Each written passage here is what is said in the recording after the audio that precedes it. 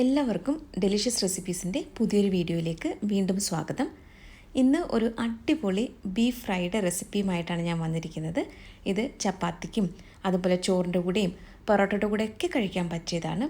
അപ്പോൾ നല്ല ടേസ്റ്റി ആയിട്ടുള്ള നമ്മുടെ ബീഫ് ഫ്രൈ എങ്ങനെയാണ് തയ്യാറാക്കുന്നതെന്ന് നോക്കിയാലോ. ഞാനിവിടെ 1/2 കിലോ ബീഫാണ് എടുത്തിട്ടുള്ളത്.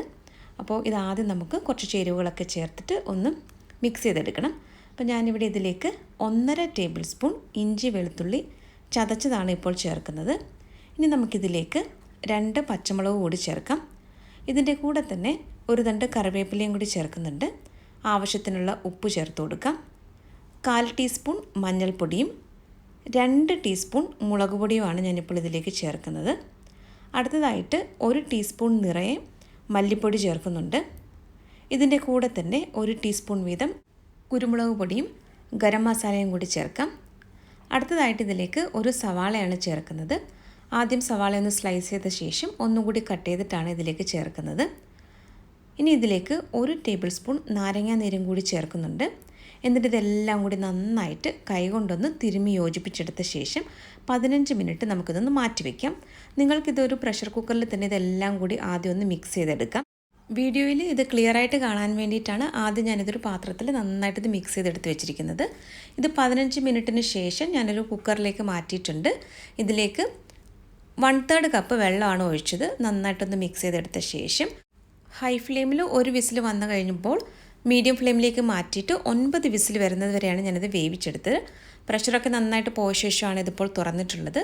നിങ്ങൾ ഉപയോഗിക്കുന്ന ബീഫിനനുസരിച്ച് പാകത്തിന് വേവിച്ചെടുത്താൽ മതിയാകും. ഇനി നമുക്കിത് എങ്ങനെയാണ് ഫ്രൈ ചെയ്തെടുക്കുന്നതെന്ന് നോക്കാം.